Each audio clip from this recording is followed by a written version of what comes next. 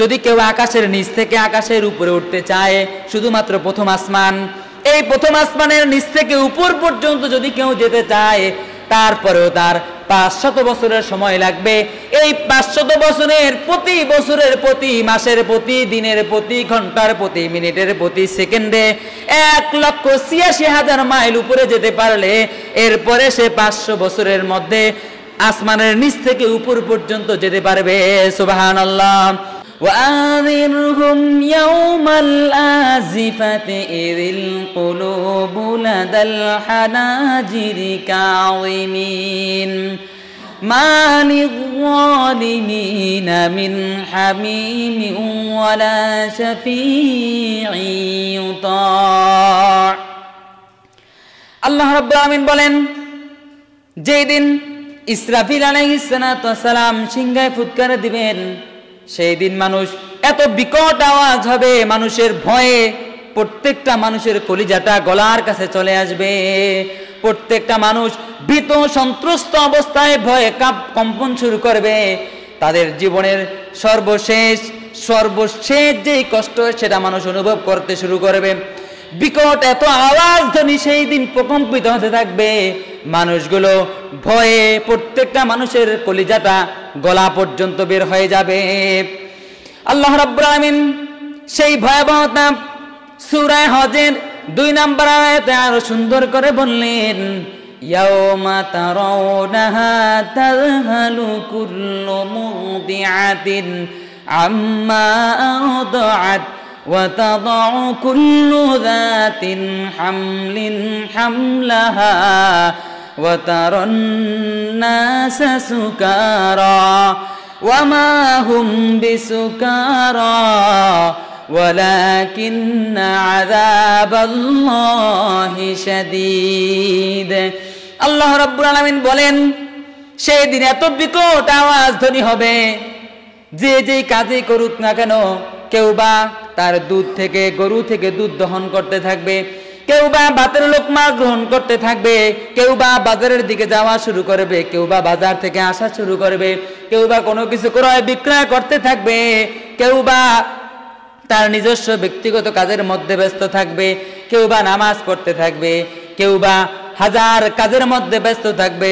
হঠাৎ করে একটা আওয়াজ শুরু হবে, সেই আওয়াজের কারণে প্রত্যেকটা মানুষ পঙ্গপালের মতো দিক বেদিক ছুরাছুরি করতে থাকবে। এত বিকট আওয়াজ হবে, গর্ভধারিণী মহিলাগণ তার গর্ভ থেকে বাচ্চাগুলো খসে খসে পড়ে যাবে। দুধ দহনকারী স্তন্যদায়ী মহিলাগণ তার বাচ্চাকে দুধ পান করানো অবস্থায় আওয়াজ যখন শুনবে, বাচ্চাকে ছুঁড়ে ফেলে দিয়ে দিক বেদিক পাগলের মতো দৌড়াদৌড়ি করতে থাকবে। বলুন নাউজুবিল্লাহ। আল্লাহ রাব্বুল আলামিন বলেন, ওয়াতারান নাসা সুকারা, মানুষগুলো পাগলের মতো দৌড়াদৌড়ি করতে থাকবে। ওয়া মা হুম বিসুকারা ওয়ালাকিন্না আযাবাল্লাহি শাদীদ। মানুষকে জিজ্ঞাসা করা হবে, কেন তোমরা এইভাবে বিক্ষিপ্ত ভাবে দৌড়াদৌড়ি করছো? তারা একটাই জবাব দিবে, আল্লাহর ভয়াবহ আযাবের আমরা অপেক্ষা করছি। আসলে এই আযাবটা কাদের উপরে আসবে? এই আওয়াজের 40 দিন পূর্বে যত মুমিন বান্দাগণ পৃথিবীতে জীবিত থাকবেন, প্রত্যেক মুমিন বান্দাদের উত্তর দিক থেকে একটা ঠান্ডা বাতাস আসবে। ওই বাতাসে প্রত্যেক মুমিনের বাম বগলের নিচে একটা বড় ফোঁড়া উঠবে। সেই ফোঁড়ার বিষের সাথে প্রত্যেকটা মুমিন ইমানদার বান্দাগণ মৃত্যুবরণ করবেন। আর এই আওয়াজ, এই ধ্বনি, এই প্রতিধ্বনি, এই কিয়ামত শুধুমাত্র কাফের, বেঈমান, মুনাফিক, মুশরিকদের উপরেই আপতিত হবে। আল্লাহ রাব্বুল আলামিন 69 নম্বর সূরার 14 নম্বর আয়াতে বড় সুন্দর করে বললেন, فَإِذَا نُفِخَ فِي الصُّورِ نَفْخَةٌ وَاحِدَةٌ, একটা মাত্র ফুৎকার শোনার সাথে সাথেই এই বিকট আওয়াজ কিয়ামত শুরু হয়ে যাবে। وَحُمِلَتِ الْأَرْضُ وَالْجِبَالُ فَدُكَّتَا دَكَّةً واحدة, এই আওয়াজের সাথে সম্পূর্ণ পাহাড়, পর্বত, নদী নালা সব বিক্ষিপ্তভাবে ওরা শুরু করবে। 36 নম্বর সূরা ইয়াসিনের 51 নম্বর আয়াতে আল্লাহ তাআলা আরো সুন্দর করে বললেন, অনুফিখা ফিস الصور فإذا هم من الأجداث إلى ربهم ينسلون আল্লাহ রাব্বুল আলামিন একটা আওয়াজ দিবেন। প্রথম যে আওয়াজটা হবে সেই আওয়াজে মানুষগুলো পঙ্গপালের মতো দৌড়াদৌড়ি করতে থাকবে, যার যার জায়গা থেকে সমস্ত কিছু ভেঙে চুরে চুরমার হয়ে যাবে।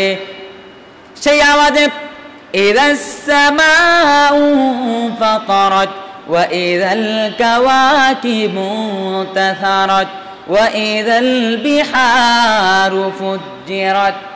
এই যে আমরা আকাশ দেখতে পাচ্ছি, এই আকাশটা এত পরিমাণে পুরুত্ব, যদি কেউ আকাশের নিচ থেকে আকাশের উপরে উঠতে চায়, শুধুমাত্র প্রথম আসমান, এই প্রথম আসমানের নিচ থেকে উপর পর্যন্ত যদি কেউ যেতে চায়, তারপরেও তার 500 বছরের সময় লাগবে। এই 500 বছরের প্রতি মাসের প্রতি দিনের প্রতি ঘন্টার প্রতি মিনিটের প্রতি সেকেন্ডে 1,86,000 মাইল উপরে যেতে পারলে এরপরে সে 500 বছরের মধ্যে আসমানের নিচ থেকে উপর পর্যন্ত যেতে পারবে। সুবহানাল্লাহ। আল্লাহ তাআলা বলেন, যেই মাত্র হযরত ইসরাফিল আলাইহিস সালাতু ওয়াস সালাম তার এই সিংহায় ফুৎকার দিবেন, ফুৎকারের সাথে সাথে এই যত আকাশ আছে সমস্ত আসমানগুলো, 7 তবক আসমান, সমস্ত আসমানগুলো ফেটে তুলার মতো ধুলার মতো উঠতে থাকবে। বলুন নাউজুবিল্লাহ। কি বিকট আওয়াজ হবে! কেমন মনে করেন আপনি? দুনিয়ার মাটি থেকে প্রথম আসমানে যাওয়া যত দূর, 500 বছরের রাস্তা, প্রতি 500 বছরের প্রতি বছরের প্রতিদিনের প্রতি ঘন্টার প্রতি মিনিটের প্রতি সেকেন্ডে 1,86,000 মাইল উপরে যেতে হবে, এরপরও তার 500 বছর সময় লাগবে। এই পুরো সময়টা আসমানের নিচ থেকে আসমানের উপর পর্যন্ত যেতে সময় লাগবে। এইরকম আসমান আছে 7টা, প্রত্যেকটা আসমান তুলার মতো ধুলার মতো উঠতে থাকবে। আল্লাহু আকবার। ওয়া ইযাল কাওয়াকিবু তাসারাত। এরপরে তারকাগুলো বিক্ষিপ্ত ভাবে একটার মতো একটা, যেভাবে আমরা বাচ্চারা যখন বোমা ফুটায় অথবা বিভিন্ন দিবসের সময় যে আকাশের দিকে বিভিন্ন ঝিলিকগুলো উপরের দিকে উঠে, এই রকম যেভাবে সেগুলো তুলার মতো ধুলার মতো উপরের দিকে উঠতে থাকে, এভাবে করে দুনিয়ার থেকে এই পৃথিবীটা যত বড়, এর চেয়ে 13 লক্ষ গুণ বড় হলো সূর্য, এই সূর্যের চেয়ে 10 লক্ষ কোটি গুণ বড় হলো এক একটা তারকা। এই প্রত্যেকটা তারকাগুলো ওই আওয়াজের সাথে সাথে তুলার মতো ধুলার মতো উঠতে থাকবে। নাউজুবিল্লাহ। চিন্তা করেন আপনার পৃথিবীর অস্তিত্ব কোথায়? পৃথিবীর চেয়ে 13 লক্ষ গুণ বড় কি সূর্য, সেই সূর্যের চেয়ে 10 লক্ষ কোটি গুণ বড় হলো এক একটা তারকা। সেই তারকার অস্তিত্বই খুঁজে পাওয়া যাবে না। আপনি আমি কোথায়? আওয়াজটা কেমন আওয়াজ হবে! একটা ফুৎকারের সাথেই এইরকম দুনিয়ার সমস্ত পৃথিবী সব কিছু এভাবে তুলার মতো ধুলার মতো উঠতে থাকবে। ওয়া ইযাল বিহারু ফুজ্জিরাত। সমুদ্রটা ফেটে পড়বে, সমুদ্র 2 ভাগ হয়ে যাবে। আল্লাহ রাব্বুল আলামিন সমুদ্রের ব্যাপারে 81 নম্বর সূরা তাকবীরের 6 নম্বর আয়াতের মধ্যে বড় সুন্দর করে বললেন, ওয়া ইযাল বিহারু সুজ্জিরাত।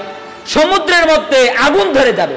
চিন্তা করে এই আয়াতটা যখন বলা হয়, তখন তো বর্তমানে এই পৃথিবীর বিজ্ঞানীদের কোনো আবিষ্কার তখন হয় নাই। আল্লাহ রাব্বুল আলামিন বললেন, ওয়া ইযাল বিহারু সুজ্জিরাত। সমুদ্রের মধ্যে আগুন ধরে যাবে। সমুদ্র আগুন নিভায় কে দিয়ে? পানি দিয়ে আগুন নিভায়। সেই পানির মধ্যে আগুন ধরবে কিভাবে? বর্তমান বিজ্ঞানীরা সমস্ত পৃথিবী ঘুরে ঘুরে এমন অসংখ্য সমুদ্র পেয়েছে, যে সমুদ্রগুলোই হচ্ছে আগুনের সমুদ্র, সবটাই আগুনের সমুদ্র। আগুনগুলোই সমুদ্রের পানি যেভাবে এক জায়গা থেকে আরেক জায়গায় ছুটে বেড়ায়, ওই আগুনের সমুদ্রগুলো এক জায়গা থেকে আরেক জায়গায় আগুনগুলো এভাবে স্রোতের মতো চলে যাচ্ছে। বলুন সুবহানাল্লাহ। চিন্তা করেন আল্লাহ রাব্বুল আলামিন বলছেন যে সমুদ্রের মধ্যে আগুন ধরে যাবে, তাহলে পরিবেশটা কেমন হবে? তারকাগুলো বিক্ষিপ্তভাবে উঠতে থাকবে, আকাশমণ্ডলী তুলার মতো উঠতে থাকবে।